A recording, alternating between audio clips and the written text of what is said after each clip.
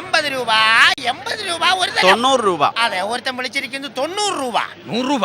ഒരു കറമ്പൻ 100 രൂപ. 110 രൂപ. ഒരു കുള്ളൻ 110 രൂപ. 115. സമര ഷർട്ടുകാരൻ 115 രൂപ. 120 രൂപ. നല്ല പിടയ്ക്കുന്ന മത്തി, പിടച്ച് മരിച്ച മീൻ 120 രൂപ 2 തരം. 125. 125 രൂപ ഒരു തരം. ഇതാണ് പരീക്കുട്ടിയുടെ മകൻ പിരീക്കുട്ടി. ഇന്ന് കമ്മീഷൻ ഏജന്റാണ്. മാർക്കറ്റിലെ ഈ തിരക്ക് പിടിച്ച നിൽപ്പ് കണ്ടാലറിയാം ഇവിടുത്തെ എന്തൊക്കെയോ ആണെന്ന്. 125. 130. ഇതാണ് കരുണൻ, ഈ കടപ്പുറത്തിൻ്റെ മുറി വൈദ്യൻ. നാട്ടുകാർ ഇദ്ദേഹത്തെ ഓമനിച്ചു വിളിക്കുന്നത് നായങ്കരുണൻ എന്നാണ്. നീ ഒലത്തും. എടാ, നീ വല്ല പച്ചക്കറി മേടിച്ചു കൂട്ട്. പച്ചമരുന്ന് കടക്കാരൻ പച്ചമീൻ മേടിക്കാൻ വന്നേക്കണ്. പല ചേട്ടത്തിമാരുടെ വല്ല ചീഞ്ഞ ചാളയാ വെട്ടാനാ വാളാനോ എല്ലാം മേടിച്ച് കഴിക്കാം. എത്ര വിളിച്ചേ? 160. 160. 80 രൂപ 3 തരം. എനിക്ക് ഞാൻ തന്നെ ലേലം ഉറപ്പിച്ചു.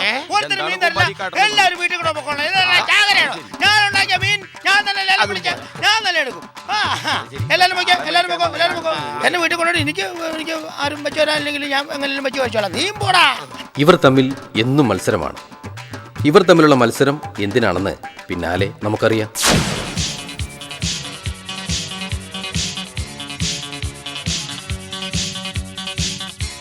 ഇത് കറുത്തമ്മയുടെ മകൾ വെളുത്തമ്മ. കോളേജിലേക്കുള്ള പുറപ്പാടാണ്.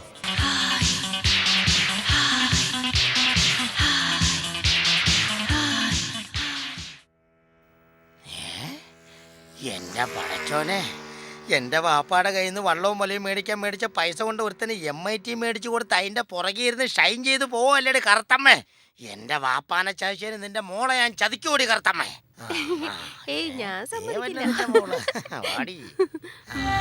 വന്നല്ലോ വനമാല.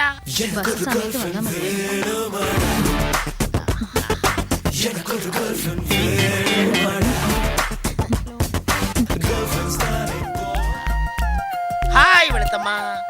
വെളുത്തമ്മ, എനിക്ക് വേണ്ടി 1 മിനിറ്റ് വെയിറ്റ് ചെയ്യാൻ പറ്റുമോ? അയ്യോ, പറ്റുമോ? എനിക്ക് ക്ലാസ്സിൽ ചെന്ന് ഹോംവർക്ക് ചെയ്യാനുള്ളതാ. അതെയോ? എന്താ പറയാനുള്ളതെന്ന് വെച്ചാൽ വേഗം പറഞ്ഞു. അതായത് ഭാവിയിൽ പഠിച്ച് ആരായിട്ടാണ് മോഹനൻ അല്ല മോഹം? എനിക്ക് പഠിച്ച് വലിയൊരു ഹോം നേഴ്സ് ആവണം. എനിക്ക് ആ ഹോസ്പിറ്റലിൽ ഡോക്ടറാൻ പറ്റിയല്ലോ. കാരണം വെളുത്തപ്പഴത്തിനും പഠിപ്പും പത്രാസും എനിക്കില്ലല്ലോ. അതൊക്കെ പോട്ടെ, എന്തോ പറയാനുണ്ടെന്ന് പറഞ്ഞിട്ട്. പറയാനുണ്ട്. അത് കുറെ നാളായിട്ട് ഞാൻ മനസ്സിൽ കൊണ്ടു നടക്കുക. വെളുത്തമ്മയ്ക്ക് എന്നെ ഇഷ്ടമാണോ? അത് പിന്നെ ഇഷ്ടപ്പെട്ട കാര്യമില്ല. ഇഷ്ടപ്പെടണമെങ്കിൽ ഇപ്പൊ ഇഷ്ടപ്പെടണം. ഇഷ്ടപ്പെട്ടില്ലേ? ഇഷ്ടപ്പെട്ടോ? അത് ഞാൻ പിന്നെ പറയാം. എനിക്കിപ്പോഴും നിങ്ങളുടെ പുറകെ നടക്കാണ്ടിരിക്കാൻ പറ്റില്ല. എനിക്ക് രണ്ടിലൊന്നും ഇപ്പൊ അറിയണം. എത്ര നാളായി പുറകെ നടക്കുന്നു? ഇഷ്ടമാണെന്ന് പറയടി. ശരിയാ, എത്ര നാളായി പുറകെ നടക്കുന്നു? ഒന്നും പറയടി. ഇഷ്ടമാണെങ്കിൽ ഇഷ്ടമാണെന്ന് പറ. നാളെ വൈകിട്ട് കോളേജ് വിട്ട് വരുമ്പോ ഇതിനുള്ള മറുപടി പറയാം. അത് ശരി. അപ്പൊ കോളേജ് വിട്ട് വരുന്നവരെ ഞാൻ ഇവിടെ കുത്തിയിരിക്കണം. ഞാൻ അതിന് റെഡിയാ. അതൊന്നും വേണ്ട. നാളെ വൈകിട്ട് കൃത്യം 6 മണിയാകുമ്പോ വീട്ടിൽ വന്നാൽ മതി. ഞാനൊരു തീരുമാനം പറയാം. അയ്യോ, വേഗം വാടി. ഇവളെ കിട്ടിയില്ലെങ്കിലും കുഴപ്പമില്ല. നമ്മുടെ ബാപ്പ ഇവളുടെ അമ്മക്ക് വള്ളവും മലയും മേടിക്കാൻ കൊടുത്ത കാശെങ്കിലും കിട്ടിയാൽ മതിയായിരുന്നു.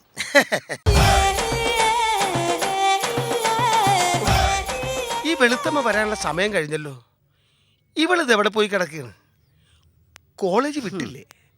ഇനി ആ പരീക്കുട്ടി എങ്ങാനും വരുന്ന വഴി കേറിമുട്ടി റൂട്ട് തിരിച്ചു കൊണ്ടുപോയാവോ? എന്റെ പൊന്നോ, ഓരോ ദിവസം ചെല്ലുന്തോറും പടവളം വലുതാവുന്ന പോലെ പടർന്ന് പന്തലിച്ചല്ലേ വരുന്നത്. ഈ കണക്കിന് പോയ അവൾ അവിടെ അമ്മേനെയും വെട്ടും. എന്റെ നറുനണ്ടിക്കാവ് ഭഗവതി. അതെ നായ്ക്കറിനേട്ടാ, എന്തോ എന്റെ മുഖം ദേ ഈ ചുവന്ന തുടുത്ത് ഇവളെ പോലെ സുന്ദരിയാവാൻ എന്തെങ്കിലും പൊടിക്കൈകളുണ്ടോ? അതെ, വേറെ ഒന്നും ചെയ്യണമെന്നില്ല. എന്റെ ഓമന പേരിലുള്ള പൊടി 3 നേരം മുഖത്ത് പുരട്ടിയാ മതി. നായികരുടെ പൊടി. അയ്യടാ, അത് ചേട്ടന്റെ മുഖത്തങ്ങ് തേച്ചാ മതി. ഒന്ന് പൊടി ആ വെളുത്തച്ചെള്ള മരുന്ന് കൊടുത്തേ. മേടിച്ചോ? അത് തന്നെയാടാ. വൈദ്യര് പറഞ്ഞ പോലെ അങ്ങ് കൊടുത്താ മതി. 3 നേരം കഴിക്കാൻ പറ. വൈകുന്നേരം ചെല്ല്. അയ്യോ, പോണ കോപ്പിയണ്ടില്ലേ. വെളുത്തമ്മേ, ഞാൻ ചോദിച്ചതിന് മറുപടി പറഞ്ഞില്ല. എനിക്ക് ഒത്തിരി ആലോചനകളൊക്കെ വരുന്നുണ്ട്. കഴിഞ്ഞ ദിവസം കോട്ടക്കൽ അരിവിതശാലയിൽ ലേഹ്യമുണ്ടാക്കുന്ന അലോഷിയുടെ മകൾ മനീഷയെ എനിക്ക് വേണ്ടി ആലോചിച്ചതാ. എന്നിട്ട് കരുണേട്ടൻ എന്ത് പറഞ്ഞു? ഞാൻ പറഞ്ഞു എനിക്ക് ഒരാളോട് ആലോചിക്കാറുണ്ട്. ആരുമായിട്ട്? ഓ, അതും അറിയില്ലേ? ഈ നിൽക്കുന്ന വെളുത്തമ്മയോട്. അല്ലാണ്ട് ആരോടാ? അതും അറിയില്ല. കുറെ നാളായില്ലേടി ഇങ്ങനെ പുറകെ നടക്കുന്നു. ഇഷ്ടമാണെന്ന് പറ. അത് പിന്നെ നാളെ വൈകിട്ട് കോളേജ് വിട്ട് വരുമ്പോ ഞാൻ മറുപടി പറയാം. അല്ല വേണ്ട, നാളെ വൈകിട്ട് കൃത്യം 6 മണിയാകുമ്പോ വീട്ടിൽ വന്നാൽ മതി. ഞാനൊരു തീരുമാനം പറയാം.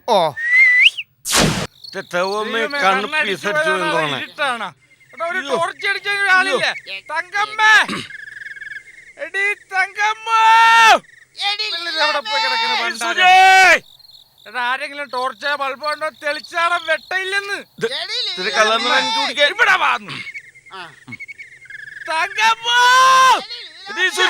കാണൂല. എപ്പച്ചലാണ് വീട്ടിൽ ഒരു ലൈൻ മറിച്ചിട്ട് അതിലും വഴി നടക്കണം, അല്ലെങ്കിൽ കാലുറക്കണില്ല. അയ്യോ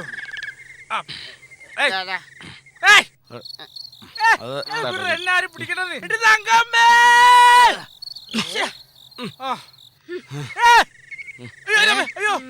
അതെ, ഇവിടെ നീ കൊല്ലുന്ന നോട്ടം നോക്കാ. ഇതിലാരാ തങ്കപ്പെന്ന് വെച്ചാ വിളിച്ചിട്ട് പോയിട്ട് അപ്പൊ ഇതാണ് തങ്കപ്പൻ. അയാളുടെ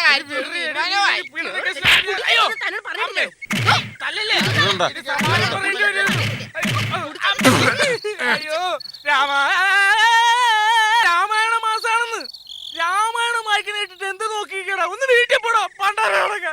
ഈ കർക്കിടക മാസത്തിൽ 2 കിട്ടാറുള്ള ഒരെണ്ണത്തിന് കുറവുണ്ടോ? അയ്യോ എല്ലാം ഓക്കെ ഓക്കെടാ. Thank you.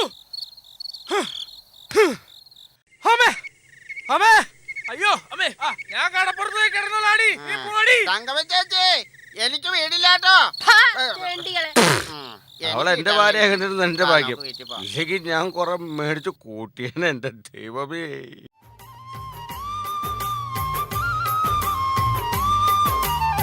പാന്റിനുള്ളിൽ പൈന്റാണ്, ചുണ്ടിനുള്ളിൽ ഹാൻസാണ്.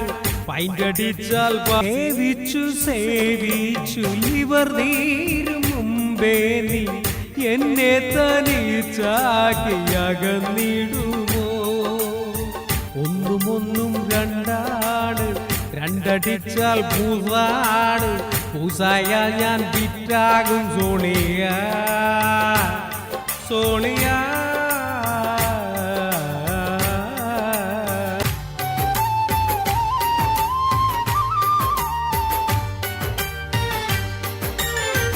കടപ്പുറം ഹൈസ്കൂളിൽ നാം അന്ന് പഠിക്കുമ്പോൾ പുളിമാങ്ങ സാൽട്ടും കൂട്ടി കഴിച്ചതല്ലേ. കടപ്പുറം ഹൈസ്കൂളിൽ നാം അന്ന് പഠിക്കുമ്പോൾ പുളിമാങ്ങ സാൽട്ടും കൂട്ടി കഴിച്ചതല്ലേ. മാങ്ങ തിന്നത് നീയാണ്, തല്ലുകൊണ്ടത് ഞാനാണ്. തല്ലെനിക്ക് പുല്ലാണ് സോണിയ സോണിയ.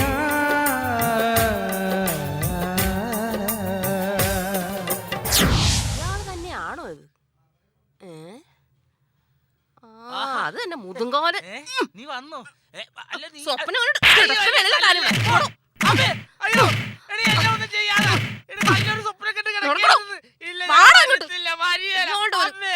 കൊണ്ടുപോയേ. നീ അറിയുന്നു 6 മണിക്ക് എത്ര പറഞ്ഞാ ഞാൻ അകത്തേക്ക് കയറി വരൂ.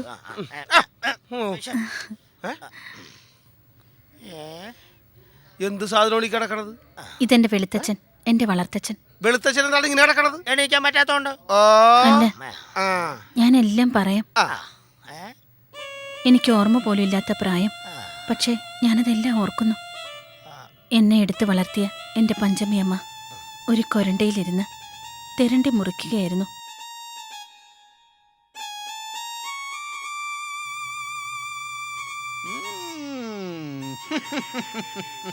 എന്താടി തുർപ്പക്കനി? അവളുടെ ഒരു വെട്ടലി. എന്താടി ഇത്ര നേരമായിട്ട് കഞ്ഞും കറിയും ശരിയായില്ലേ? കുടിച്ചിട്ട് വരുമ്പോഴേ ഇവിടെ കഴിക്കാൻ വല്ലതും ഉണ്ടോന്നും കൂടി അന്വേഷിക്കണം. അല്ലാതെ വരുമ്പോ തന്നെ ചോറും കറിയും ഉണ്ടാക്കി തരാനേ ഇവിടെ വല്ലതും ഉണ്ടായിട്ട് വേണ്ടേ? നിന്നെ ഇന്ന് ശരിയാക്കി തരാടി. നിന്റെ മല പോലെയാവും.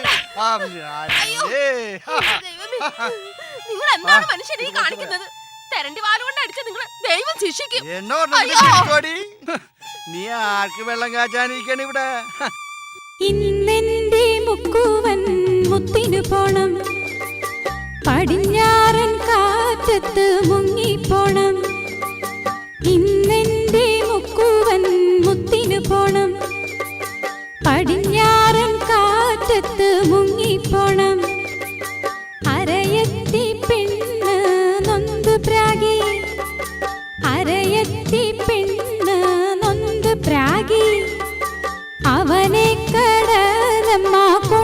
പോണം. അവനെ കടലമ്മ കൊണ്ടുപോയി. പക്ഷേ പടിഞ്ഞാറൻ കാറ്റത്ത് മുങ്ങിപ്പോയി. അച്ഛനെ കടലമ്മ കൊണ്ടുപോയി. അരയത്തി പെണ്ണുങ്ങളെല്ലാം തപസ്സിരുന്നു. കടലമ്മ കൊണ്ടുവന്നു. പക്ഷെ കിട്ടിയതോ ശവം പോലെ കിടക്കുന്ന ഈ വെളുത്തച്ഛനെ. കടലിലാട്ട് മുത്തിന് പോയി മുങ്ങിയ എന്നെ തെരണ്ടികൾ കൂട്ടം ചേർന്ന് വാലിനടിച്ച് കയ്യും കാലും ഒടിച്ച് തളർത്തി. പഞ്ചമിയെ തലേന്ന് ദൈവം തെരണ്ടികൾക്ക് കൊടുത്ത കൊട്ടേഷൻ. ദൈവം കൊടുത്ത കൊട്ടേഷൻ എന്ന്. ഞാൻ നിങ്ങളോട് രണ്ടുപേരോടും ഇങ്ങോട്ട് വരാൻ പറഞ്ഞ എന്തിനാണെന്ന് അറിയാമോ? ഈ തളർന്നു കിടക്കുന്ന എന്റെ വെളുത്തച്ഛന്റെ മുന്നിൽ വെച്ച് എല്ലാം തുറന്നു പറയാൻ.